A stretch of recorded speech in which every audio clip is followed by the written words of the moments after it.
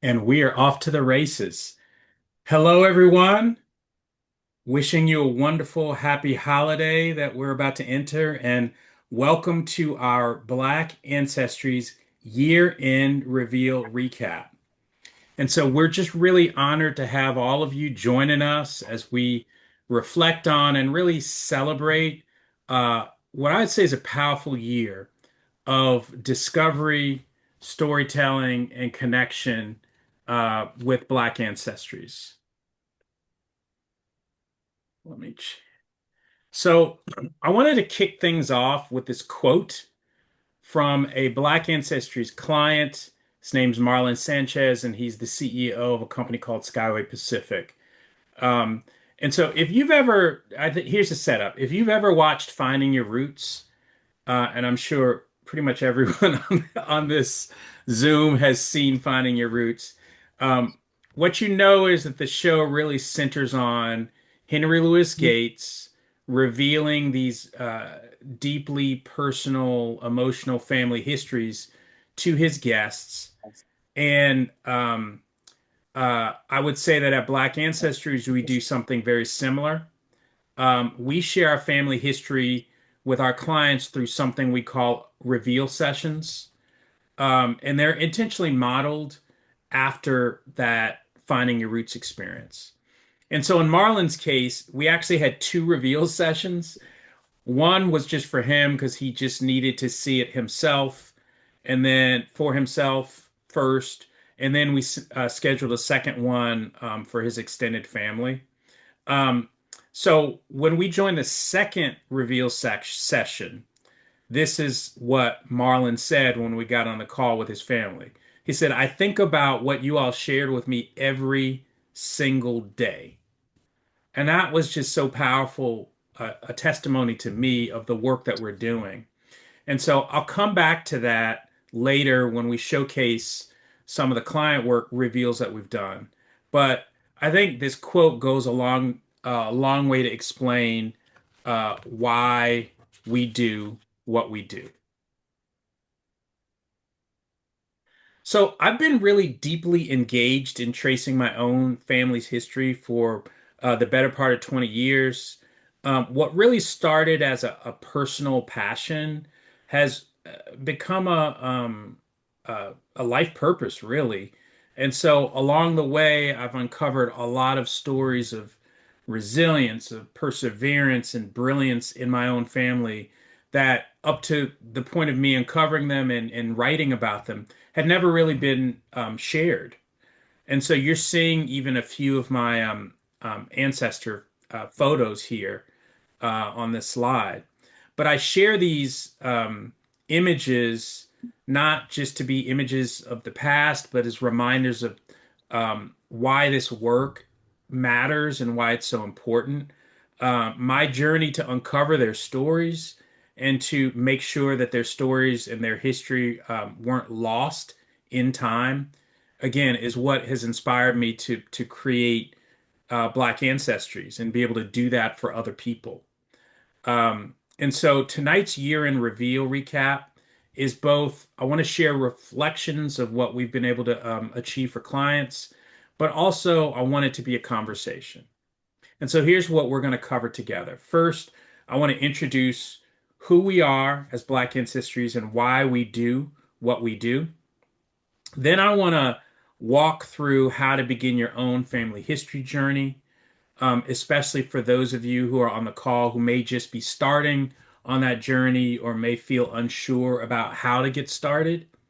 Then I want to share a few inspiring reveal stories from our clients in 2025.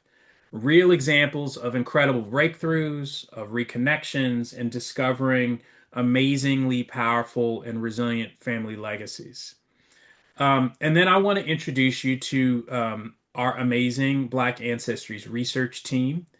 And these are the historians and genealogists that make all of this possible. And then we'll provide you some practical guidance on how to get started with Black Ancestries if you're interested and when you're ready.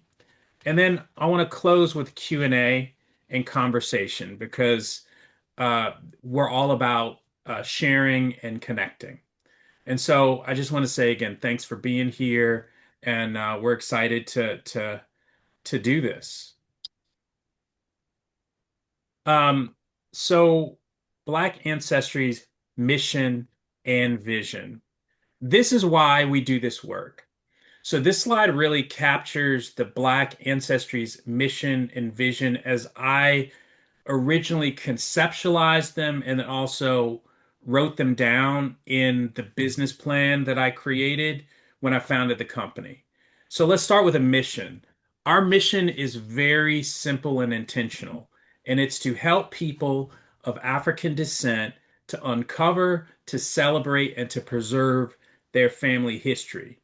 And we do this by providing rigorous, expert, professional uh, genealogy research and storytelling. And so we know that people of African descent face unique challenges when researching their ancestry. So that's understood. But at the same time, at Black Ancestries, we know that these histories can be uncovered. If you have the right expertise to know how to look, where to look, what to look for, how to interpret what you're looking at. This is the expertise that our research team possesses and brings to the table for each and every client that we serve. So that's our mission. Now I want to talk about our vision. Our vision is to be the trusted leader in African diasporic genealogy. And so this vision, as I wrote it in our business plan, is really informed by a personal story for me. My wife is from Haiti, so we are a uh, blended household in terms of culture and ethnicity. Our children are African American and Haitian. And so Black Ancestries for me is all about being this trusted place for families like ours, where anyone from the African diaspora, whether their roots are in North America, the Caribbean, South America, you know that you can come to us and that we have the expertise, the cultural context, and the skill to uncover your family's inspirational history. So that's our mission and that's our vision. So when people ask me, how do I begin my family history journey? I always come back to four foundational steps, which you see on the left side here. I share these pretty much in every, or at least start every talk that I do with these four steps because they work really no matter where you're starting. And so the first step is to create a family tree, whether it's writing it down on pen and paper, which is possible, but I don't advise it because we have technology now that does helps with this better, or software or online services like Ancestry or Family Search. And so you start with what you know, documenting your tree, and you work your way back. Second is talk with family elders, your parents, your grandparents, aunts and uncles. Oral family history is just a very rich source of information on our families, and it also can provide you very valuable clues to help you unlock your family history and trace your ancestors. Third step is to extend your family history building with traditional records research, researching historical records like census records and vital records and church records and court records, and more. And then the fourth is around discovering with DNA testing, which can help confirm relationships and uncover new ones, where the uh, written documentation is silent, we still can tap into the documentation within our own DNA to hopefully come up with an answer around our family history. And so I would say that at Black Ancestries, our expertise is especially aligned to step three and step four. And so we're positioned to do rigorous records research for our clients and also sophisticated genetic genealogy. And a lot of times this is where people really get stuck because it gets a lot harder, right? But I wanted to just give you an example or a glimpse into what that level of expertise looks like in practice. And so I wanted to share this one example that's coming from one of our client projects. So in this case, if you look at the table on the right, we were able to trace a client's third great grandfather, an African American man named Daniel Shelley, who was born enslaved in Pitt County, North Carolina. We were able to trace him and throughout his life. But the thing is, his last name changed 5 times over the course of 84 years. So, in the historical record, which is summarized in this table, you see that he's Daniel McNair in an 1866 cohabitation record. Then he's recorded as Daniel McNeese in the 1870 census, the first census in which formerly enslaved people appear by first and last name. Then he appears as Daniel Peel in in his 1871 marriage record. And then later as Daniel Shelley and Daniel Shirley in census records between 1910 and 1930, and then also in his children's death records. So I give this example to say, without understanding the historical context, right, of emancipation and the probability that our ancestors' names might have shifted in emancipation, and then also just understanding that there are a lot of inconsistencies in the records in these time periods. Um, uh, a researcher could easily look at this and assume that they're looking at 5 different men. But with careful analysis, with triangulation techniques, with expertise, you're able to look at this and know this is not 5 different men, this is one man. And so that's the type of work that we do every single day, really helping our client families move past the confusion of understanding that into clarity and then into connecting with their families' histories and legacies, which deserve to be captured and shared and ultimately remembered. And so, next, I wanted to just share 3 inspiring reveal stories from the many. I mean, we've done uh, uh, 25 client projects in our first 6 months of operation as a company. But I wanted to just share 3 examples from that were particularly inspiring to us this year in 2025. And so I'll start with this one. Let's start with Dr. Lewis W. Sullivan, who is an American giant in the field of medicine and education. He's a legendary alum of my alma mater, Morehouse College. He's a former Health and Human Services Secretary for the United States, and he is the founding dean of the Morehouse School of Medicine in Atlanta, Georgia. And so his son Halstead actually approached us, and Halstead's an accomplished person in his own right. He's a Hollywood screenwriter. But he approached us and said he wanted to gift his father with his father's family history. And so we discussed the goals for the project with him over email, back and forth.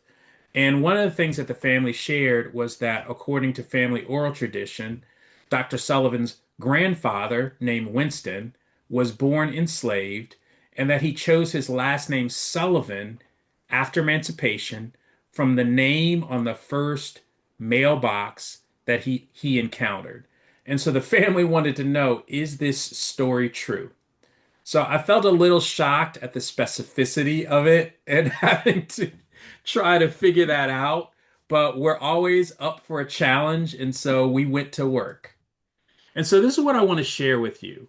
So what you're looking at is we were able to find Dr. Sullivan's grandfather, Winston, uh, in enslavement. So he was enslaved to a man named John Lipscomb, who was of South Carolina originally, and then ultimately moved to Madison, Florida, with Winston enslaved to him. And so, according to this 1860 census record for John Lipscomb in Madison, Florida, um, John Lipscomb was neighbors with a man named Owen E. Sullivan. And so we realized that it was this man's property, the property of Owen E. Sullivan, which Winston, Dr. Sullivan's grandfather, had likely passed when he was emancipated, left the plantation, and chose that Sullivan name as his surname. And so, in answer to Dr. Sullivan's question, yes, we were able to find that mailbox for him. And it was incredible. Second example, Lillian Lincoln Lambert. Uh, Lillian is a true trailblazer. She's a Howard University graduate, class of 66. She's an entrepreneur, a leader, an author, a speaker, and she's the first Black woman to graduate from Harvard Business School in 1969. And so I met her at a alumni conference, and we were talking, and she shared that she has an interest in family history, and she's actually done quite extensive work on her and research on her own family history. But she wanted to know if there was anything additional that we could do to uncover the life of her family, and specifically the lives of her great great grandparents, Charles and Mary Hobson of Powhatan, Virginia. And so let's focus on Charles for a bit. Charles was actually born enslaved in Powhatan around 1820. And so we were actually able to identify his probable enslaver and share with Lillian some specific details on what Charles's life was like in enslavement. And then we found this. Charles Hobson cast his first vote, Reconstruction, in 1867.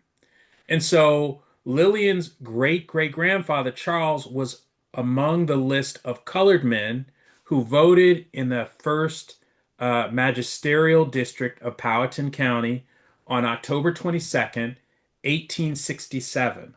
So her great great grandfather was one of the first Black men to vote in the state of Virginia in 1867. And she had never seen this list or this document before, and she was thrilled seeing it. And she shared with us how the importance of voting and the responsibility of voting had been passed down in her family. And to be able to see this and be able to trace that value back to this document was very meaningful to her. So, to her question, can we find more information on her heavily researched great great grandfather, Charles Hobson? The answer is yes, we did. And then for our third inspirational example, I wanted to return to Marlon Sanchez, the founder and CEO of Skyway Pacific. And so, in addition to being a very accomplished professional, Marlon also happens to be a close friend. And he and I were roommates at Morehouse College. And so he came to Black Ancestries asking if we could trace the origins of his Sanchez family history in Florida. And so here's what we uncovered. First thing I want to say is what we uncovered was that before they were the Sanchez family, they were the Fraser family. And so we were actually able to trace Marlon's ancestry back to his third great grandfather, a man named Boston Fraser. And Boston Fraser was one of the few emancipated African Americans who actually got his 40 acres and a mule. Boston was born around 1835 in South Carolina, enslaved, to parents who were born enslaved, also in South Carolina. And then by emancipation in 1865, we find that he's living in Florida. And by 1867, he's applied for a homestead in Alachua County, Florida. The biggest city in Alachua County is Gainesville. And so he applied for this homestead on November 20th in 1867. So, under the provisions of the Homestead Act of 1862, he received 40 acres of land. So, back to Marlon's question, can you trace the origins of my Sanchez family in Florida? Yes, we can, and yes, we did. Uh, and so Marlon found it very inspirational that he has created a company, that he's entrepreneurial, that he's inspired by owning and building something. He was inspired to find out that his third great grandfather, a mere 2 years after enslavement, was put on a path to own 40 acres of land and then built that into a very successful farm. And so going back to that starting quote about how Marlon thought about our reveal every single day, that's why. This is the power of that history for him. He's able to see that through line from his third great grandfather and the spirit of his great third great grandfather all the way to him. And that inspires him. And so now it's my pleasure to introduce three members of our Black Ancestries research team. From left to right, Paul Heinig, Io Heinig Magwood, and Lisa Fanning. I see we're waving. Hello. Yes, yes, yes. So at this time, I just would like to invite each of them to take 30 seconds, a minute to introduce themselves and to maybe share a highlight from a year's worth of client research. Paul, let's start with you. Well, I started this way back in 1986 when my mother-in-law asked me to do her and do her family tree, and I it blew me away when I found out that they had free ancestors, and uh, started out like Andre said, he got really interested. But Andre got interested. I got obsessed. so, so that's been my obsession. Doing family research has been my obsession for most of my life. Thank you. Ayo?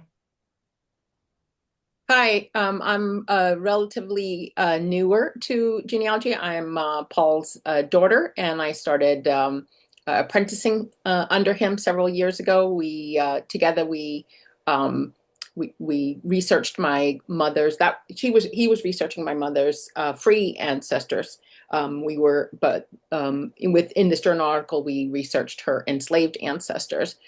So I learned in the job training. So to distinguish myself from my father, and based on the research that we did for the journal article, I specialize in enslaved ancestors. Thank you. And Lisa? So good evening, everyone. My name is Lisa Fanning. It's a pleasure to meet you all. So I'm the senior genetic genealogist for Black Ancestries, and I've been researching family history for over 30 years and focusing mainly on African American genealogy. My work brings together traditional genealogy records and DNA to help unlock family mysteries, reconnect birth families, and restore the names and stories of people who were once unidentified or forgotten. Alongside my work with Black Ancestries, I'm an elected member of the board of directors for the National Genealogical Society. I also serve as the lead for the DNA track at the Midwest African American Genealogy Institute. Some of you may know it as Maggie. And then I also volunteer with both the DNA Dope Project and the 1921 Tulsa Race Massacre DNA Identification Project. So, one thing I would like to share with you all this evening, one of the most meaningful moments in my work with a Black Ancestries client involved restoring a broken family connection for Ambassador June Carter Perry. Through DNA, I was able to uncover a previously unknown ancestor who turned out to be the family's first generation African American. His father's birthplace on the 1870 census was listed as Africa. So it was an incredibly powerful and moving discovery, both for me and for Ambassador Perry and her family. Thank you. Thank you. Yeah, I didn't add that as an inspirational example because I knew you, I was hoping that you would cover it. So thank you for Yeah, that. no Thank, problem. thank you to the team for the introduction. And, as we have time at the end of this, the team is available to answer questions. So excited about that. So I wanted to also hit on for those of you who are on the call and you're like, this sounds interesting. I might be interested in getting started with Black Ancestries. Well, fantastic. And so I wanted to give you a roadmap or guidance on what that experience would be like with us. So the first piece would be just connecting with us to discuss your family history goals. And it's interesting. I when I first started the company, one of the I was thinking about like what's a good client experience and what's efficient. I created this onboarding uh, form that should only take a few minutes to fill out, and felt like, okay, well, if I give people this onboarding form, they can fill it out and we'll know exactly what answers they want us to identify in their family history. And not one single person filled out this form. And I realized it's a learning for me. I realized like part of this journey is just being in conversation with clients and getting them comfortable and having phone calls and exchanges over email and really helping them to understand what it is that they do want to know about their family history. So there's value in that. So we will connect and learn more about what you want to know about your family. And then out of that, I will use it to create a clear set of research questions and a scope for a research agreement that we will deliver on. Um, and so if we're in agreement on that, then we get started. And one of the things that worked best is we want you to share everything that you know, as little or as much as you know, whether that be records or photos or stories or any prior research that you've done. We don't want you to pay us to see if we pass the test. We want you to engage us because we can add to your understanding and inspiration of your own family history. And so to do that, we need to know where what you already have and what you already know. And then we kick off really rigorous research, whether it's document-based research or sophisticated genealogy analysis of your DNA results. We apply all the professional genealogical methods, and we come up with our reveal for you. It's a report. It's a presentation that we present as a reveal Zoom session. We come up with visuals, family trees, heirloom books, and then all of it's in the spirit of family history storytelling and equipping our clients to celebrate their legacy and preserve it. So I think those are the five steps. And then thank you all for answering the poll questions about what you wanted to hear most about. You talked about uh, hearing inspiring family stories, about how you can get started with your own research, about how to get started with us. But then some folks actually did also ask about pricing. And so I wanted to just outline our four service packages. We have a starter package. Uh, for $1,950. And that with that, you'll get a family tree. We'll map out your family tree, and then we'll design a family tree for you. This is a great family heirloom. It's great for family reunions to have up on the wall, etc., to start conversations. So that's our starter. Then we have a core package for 39.50, and this is focused on a single ancestor, doing deep dive research on a single ancestor, their life, their ancestry. And so we deliver a detailed family history report, and then also you get a reveal session with that. Then we move to the premium, which is we spend some more hours at 7,500. We spend some more research hours, and we're focused on two ancestors or two research questions. And so with that, you get a detailed report, a reveal session, and also a keepsake family history book. And then finally, with our legacy package at 14,500, that covers up to three or more questions that you have. We deliver a report, we have a reveal session, and we'll deliver multiple family history books. So I just wanted to outline kind of our packages so you get a sense for it. I don't like to lead when I have client exchanges. I don't like to lead with the pricing. I would rather understand what you want to know, and then that will help me slot in what's the right package for you. So I wanted to share that. And then I wanted to close out just this presentation portion of the Zoom with this. So I'm, in addition to being a Morehouse man, I'm a Harvard Business School graduate. And in October, I was back on campus for an alumni summit, a Black alumni summit. And so Senator Raphael Warnock actually gave a keynote at the summit on leadership. And Senator Warnock and I both attended Morehouse College together. But anyway, he said something in his remarks that really stuck with me.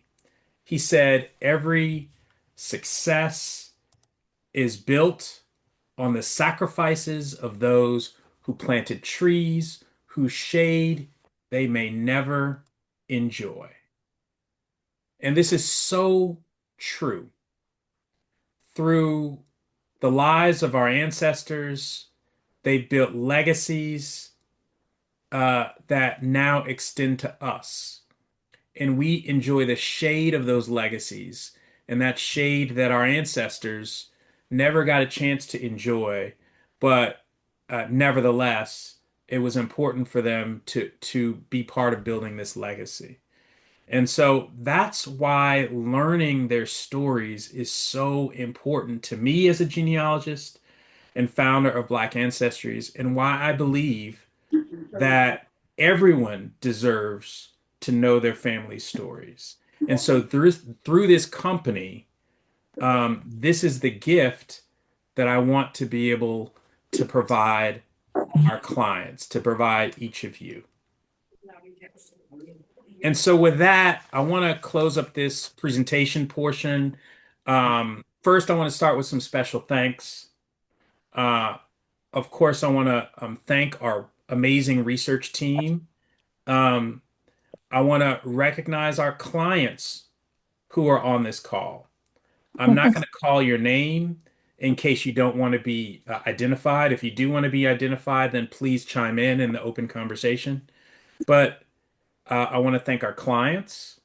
Um, Thank you for putting your trust in us to uncover your family history and to do it the right way. Um, I also want to thank my wife and co-founder of Black Ancestries, Nadine Duplessis Kearns, who said to me early on, and these are her exact words, I'm 10 toes down committed to the success of this business. And so I appreciate you and I thank you for that. I also want to thank a talented group of advisors and thought partners who have supported us along the way. They include Darla Harris, who admitted me into the Chase Bank Business Coaching for Impact program. and she's been my personal business coach for the past number of months. It's been very helpful for me. I want to thank Travis Young, Keisha Streeter Clark, uh, Keith Pemberton, Brian Bradford, Rebecca Davis. When you're on, you're onto something special when you launch something and it immediately attracts all these high caliber, talented people who just want to help you in any way that they can. And so I'm really appreciative of that. So I want to thank everyone who I've named and everyone.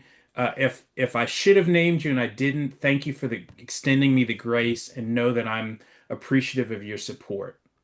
And so on this slide, you see my contact info, um, also my blog on Medium, and that's where I post a lot of the case studies on our clients, and we highlighted three or four of them on this call.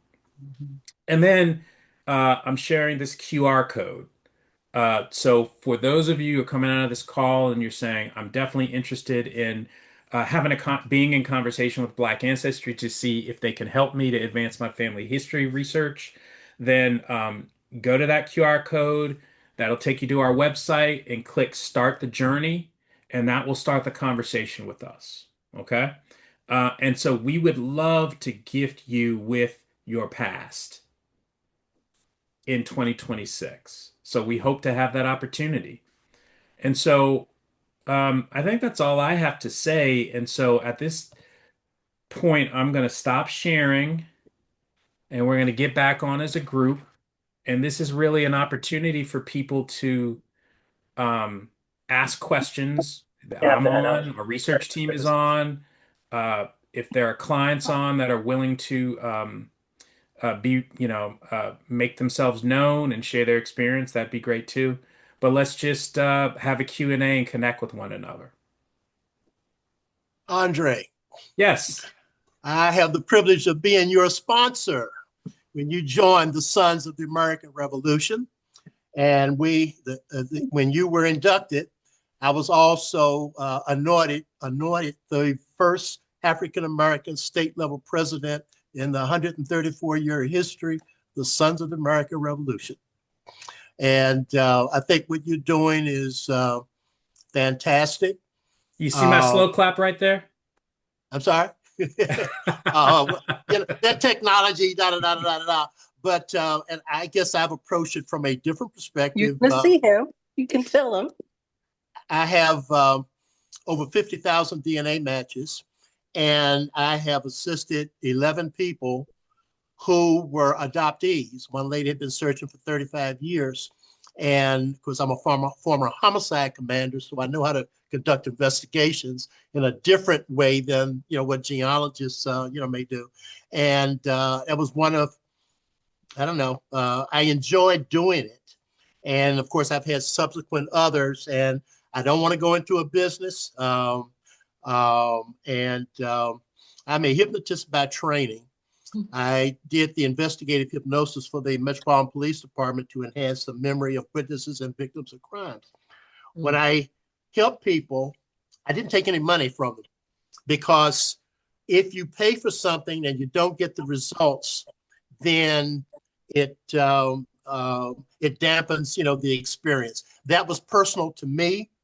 And the one last thing I mentioned before we went live that I wrote a sequel to my first book, and it deals with slaves who supported the Patriots during the Revolutionary War, and they should be recognized. So probably first part of January, that'll be coming, and 100% of the proceeds are going to my alma mater, where your son is now, Howard University.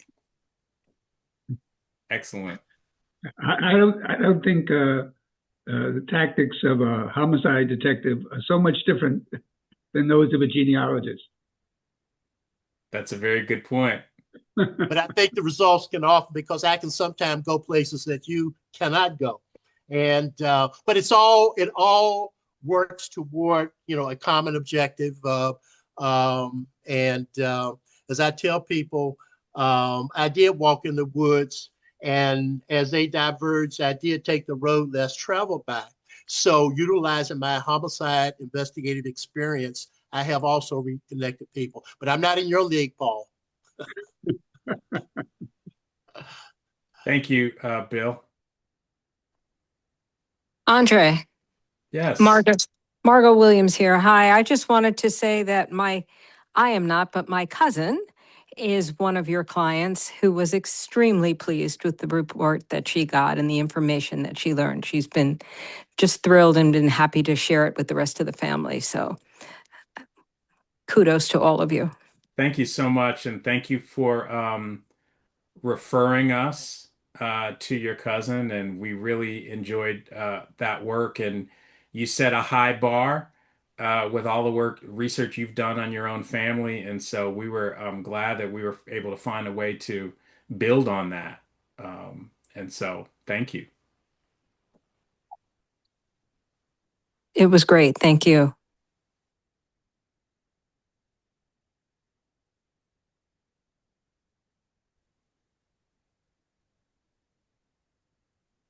Any questions? Any thoughts? I see a lot of people I know, and none of you are this shy.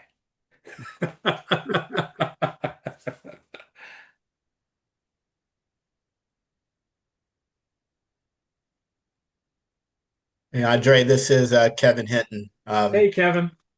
No questions. Just want to congratulate you on launching this with Nadine's significant support, Thank you so much. and Appreciate you. looking forward to seeing how your journey unfolds. And to Lisa, you won't. I don't think you'll remember this, but Andre introduced us via Facebook some time ago, and we've had a couple of exchanges. Yay! We're related Yes, somehow. yes, yes, yes. Oh, good to finally meet you, even virtually. Now I Yeah. remember, yes. So looking forward to Fantastic. conversations to come. Yeah, let's get back in touch about that to figure that out. Hey, Andre. Hey, So, I'll ask a question. Um, Name one thing that is really great that a client brings you, like one thing that they do or say that you go, this is gonna be wonderful. And then one thing that they might do or say that you go, oh, I wish that wasn't happening, or I wish that hadn't been said, or I wish that hadn't been part of the story. hmm. Let's see. That's a good question. I will start with. Let me start with the one thing that I sometimes I wish it just makes it things that make it a little harder with clients. If you have a client that comes in and says, "Yeah, can you help me starting with my fourth great grandfather?" Right? So you're starting at 1800.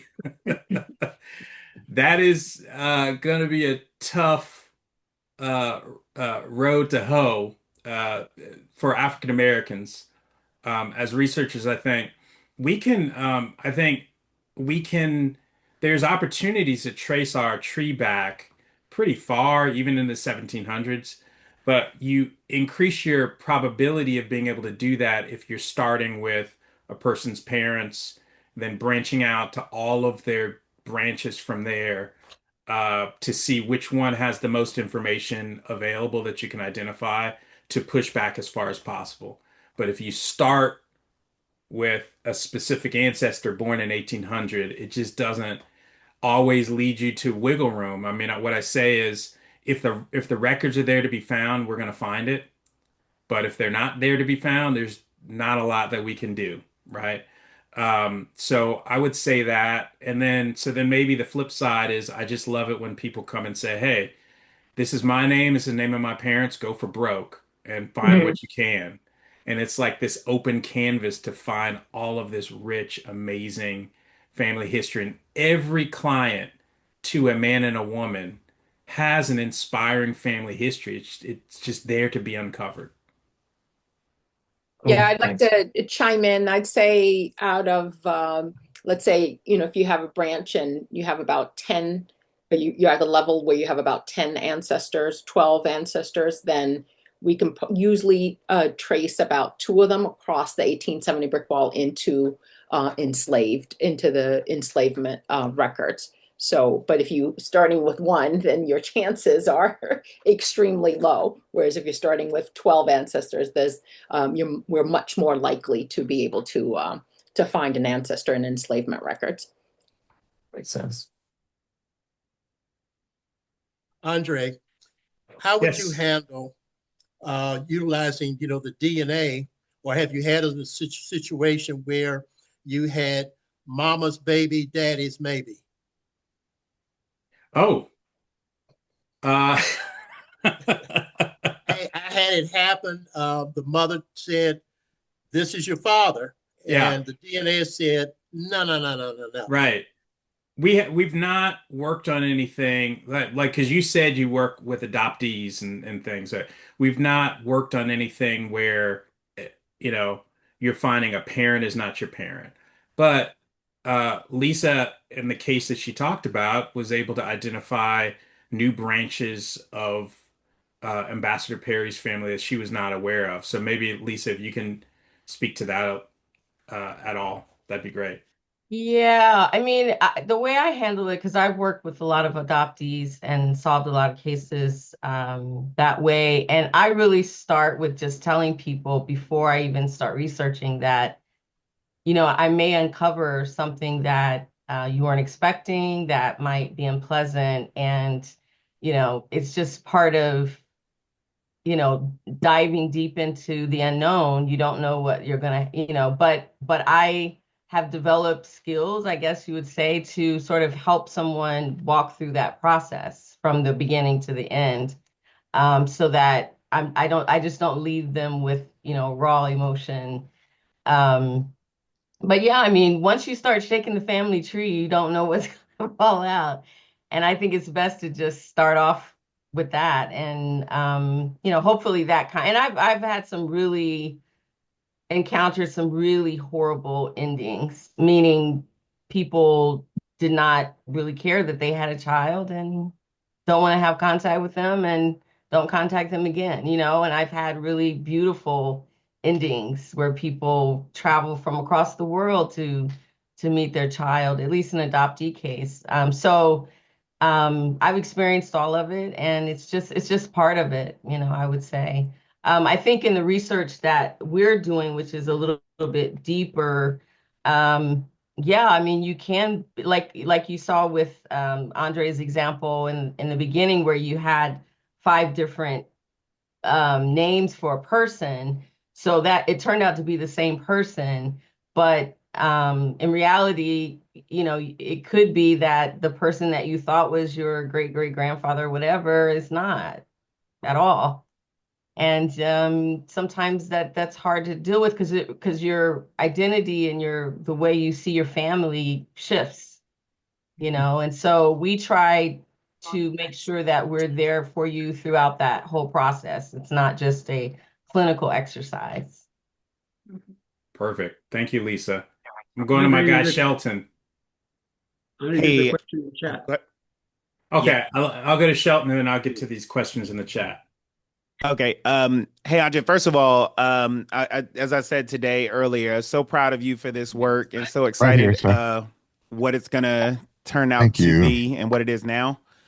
Um, Two questions. One, if you have family historians already and they would like to have things that they have discovered validated, do you guys assist with validation of those?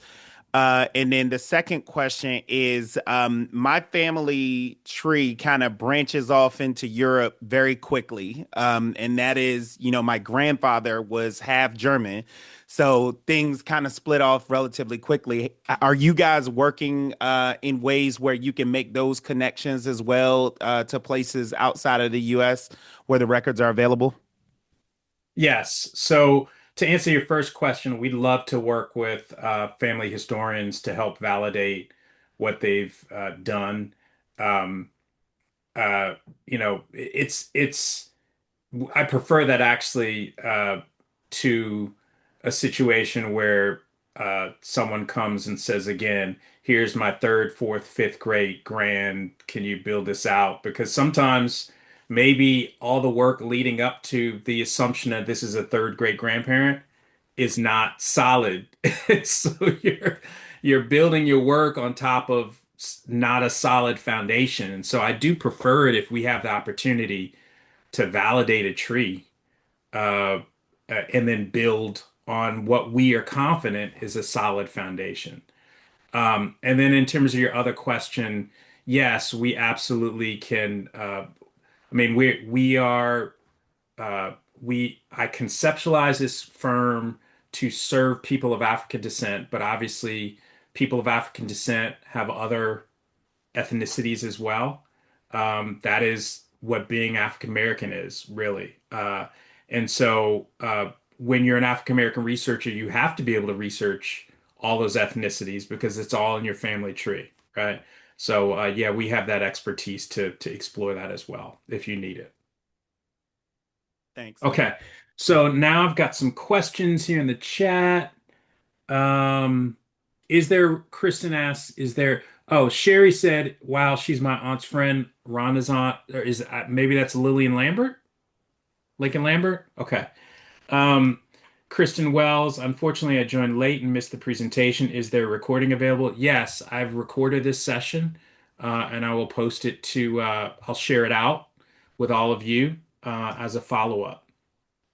Um, Kim, can you explain how you present a client with their family trees, especially when the family is very large?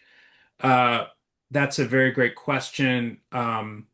So these reveal presentations are not going to take you through every single ancestor.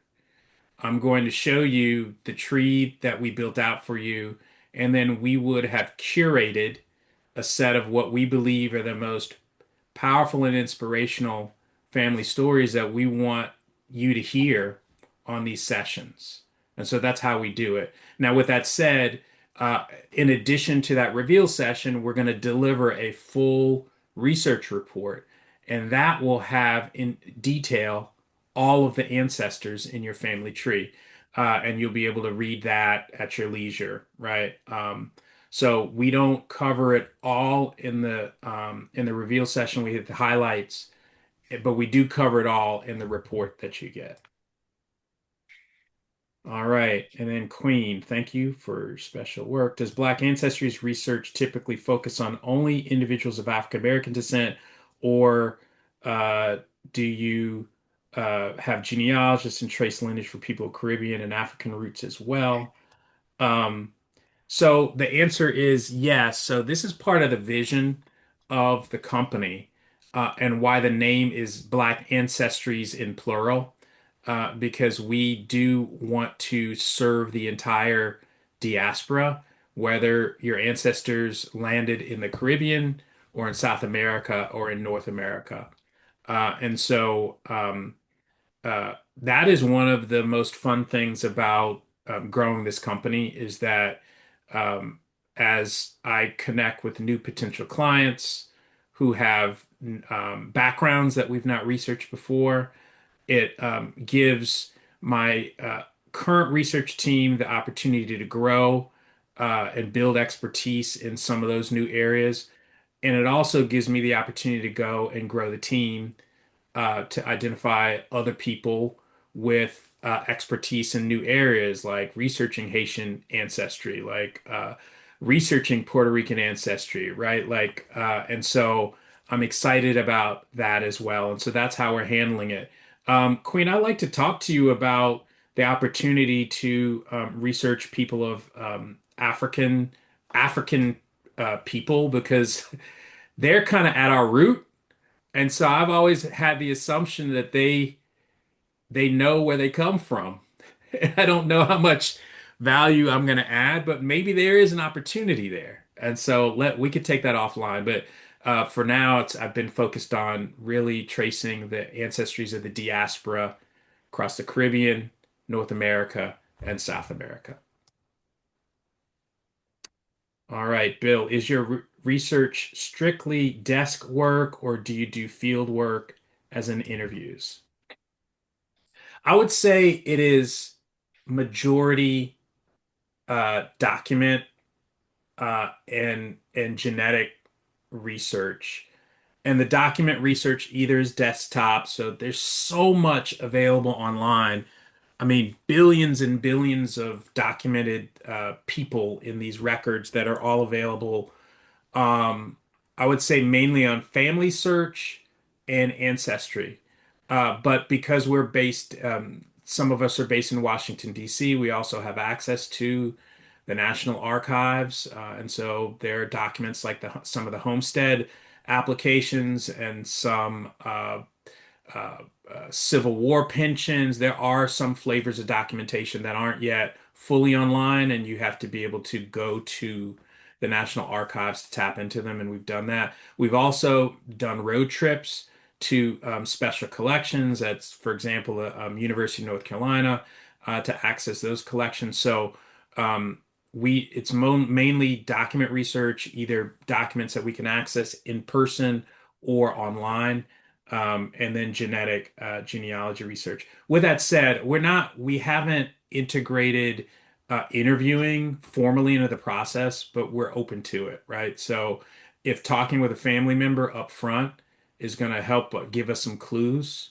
and some direction, that will help result in the best client reveal that we can deliver, then we absolutely would want to do that. So we're open to that.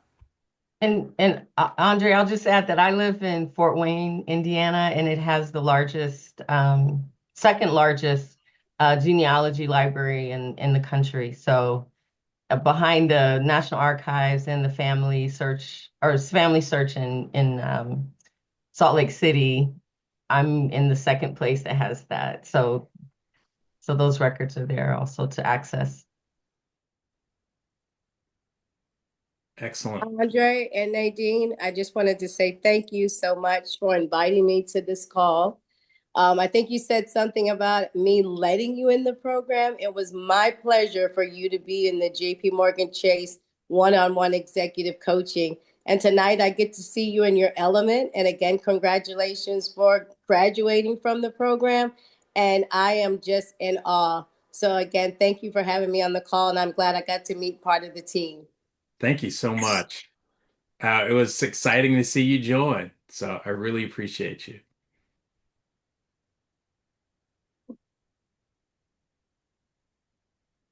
All right. Any other questions? I don't see any other in the chat. I don't have a question, but as the silent, non-silent partner of Black Ancestries, I just wanted You to are say not thank you to. silent. I'm a silent partner. I just wanted to say thank you for everyone for making time during the busy holidays. When we think of these new ways to connect and engage, we've done a meetup in Atlanta, which was powerful just to be in one place and have people come and talk and engage. And then this was the first reveal that we have, I mean, showcase that we have done online, bringing folks together from all over. So just wanted to say thank you for taking the time to give us your time, which is very precious and valuable. Just wanted to say congratulations to the research team for such an incredible year that you've had. I've been silently in the background, um, keeping up with all of the work that you do and all the twists and turns, and it's incredible. So just wanted to say hello to the research team and congratulate them. I think there's some more questions. Alicia has her hand up, and then there were a couple in the chat. I was supposed to be monitoring the chat. Okay, thank you. Alicia, go for it. Okay. Andre, do you research um, descendants of patriots? You know, I had a flag on my ancestry.com that I have a patriot, and the blue line comes through that it's a proven patriot. But I have a real brick wall because I don't know if the descendants of that patriot is actually my great grandmother. I can't, so it's a brick wall. And wondering, I know that you, well, since you're in the Sons of the American Revolution, then I assume you would be have some experience with that. Yes. So is that Yes, I something? have personal experience with that. In Oh, terms of Black ancestors, absolutely. That's like a perfect type of question that we could mhm, tackle for you.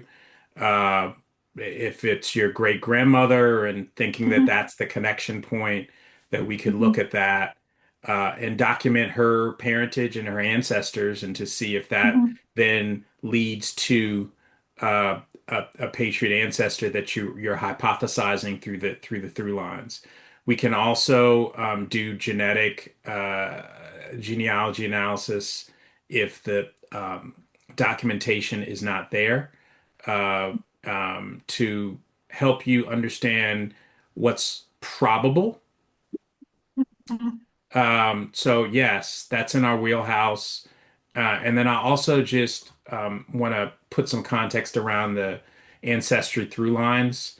Those are mhm, potential clues mhm. that are only as, helpful Yeah, as the clues. quality of the trees that power Mhm, them. So treat them with caution. mhm, Uh, it's reasonable to consider them a clue, but it's not proof. And mhm. so there's a Right, lot more work that has to happen to validate whether that ancestral line is the real deal or not. And we're right. positioned to help you with that. Okay, good. And I know we have a number of, I mean, Bill spoke and Rick. Rick, you're on. You're uh, uh, many times over, descendant of patriots and a Right. member of SAR. So I don't know whether there's anything you want to add to that.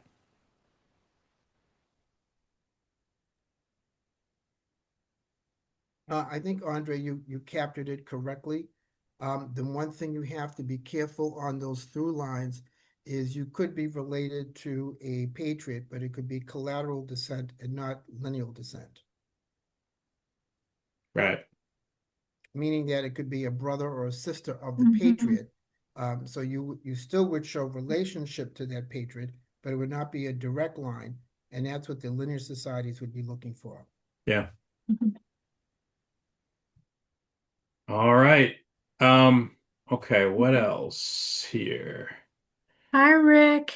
Celicia. Question from Edward Jones. How do you connect with the International African American Museum in Charleston? How does Black Ancestries connect? We don't. But in 2026, I'm putting this out there to Brian Sheffy, who is a DNA cousin and also leads is the director of their genealogy um, uh, area there at the museum. We would love to host an event at the museum. So I'm setting that up as a goal for 2026. So look for us there at the International African American Museum in Charleston. Meet us there. All right. I thought I saw another. Okay, Frida. Hello, Frida. Thanks for coming. I am trying to get this. Okay. Good evening, Andre and Nadine and the team. It's a pleasure to be here. Thank you for sending out the invite, and I'm so excited for you and this work. So kudos to you and to the team. I also wanted to mention, and I've been talking about you with regard to perhaps assisting and working with my family as we continue to peel back the layers of the onion on our history. And we've been conducting family reunions, just many over the years since I was very small. And so we've done a great deal of work in that way. But the fifth generation and beyond and going forward are really wanting to push forward or farther backward with understanding how we're connecting with the continent of Africa. And so we have been kind of at not a brick wall, but just needing a little more I don't know, wherewithal, resources to get beyond where we have been for the last couple of years. Very robust history, but again, looking forward to getting beyond that. So I hope that in the new year we can have a conversation and get my family on board, which they are, and see what we can do together. So I'm looking forward to a conversation. Oh, that would be wonderful. I very much look forward to that. Thank you. Awesome. Thank you. Congratulations again. Thank you so much.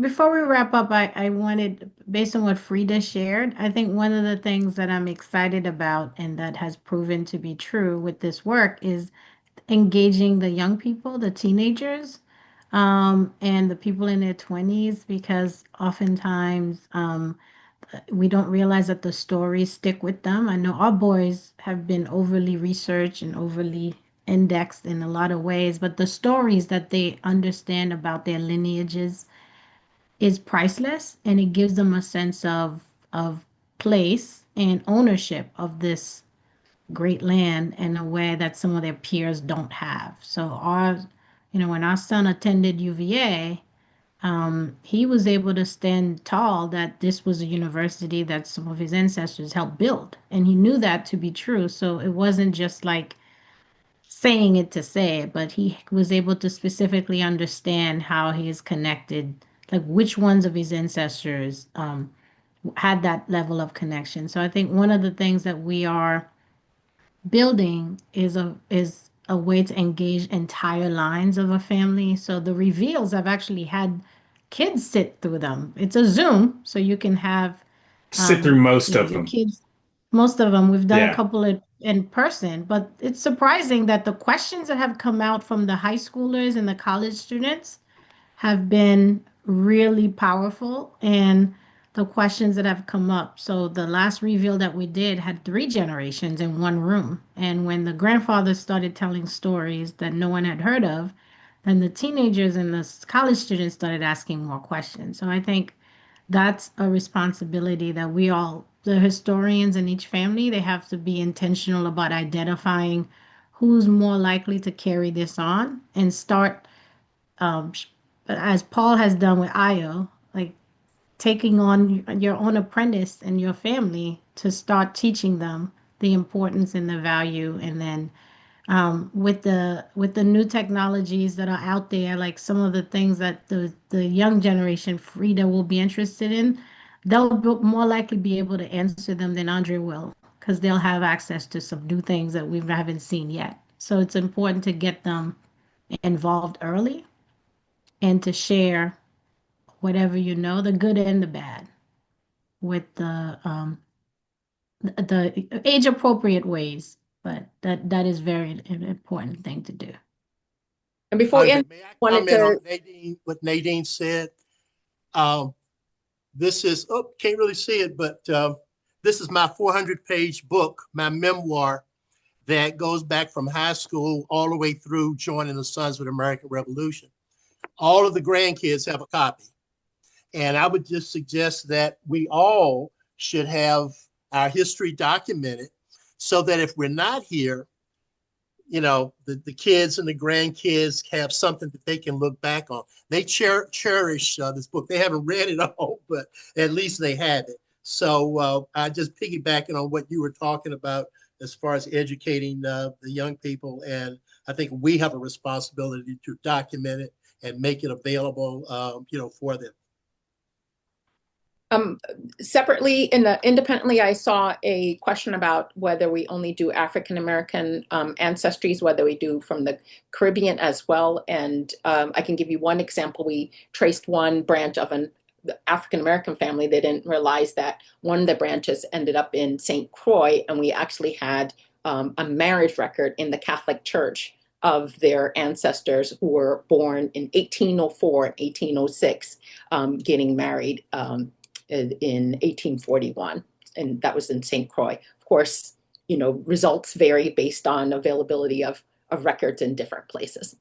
But And that then was that pretty. same family, there was another branch that traced to Canada, right? So yeah, absolutely.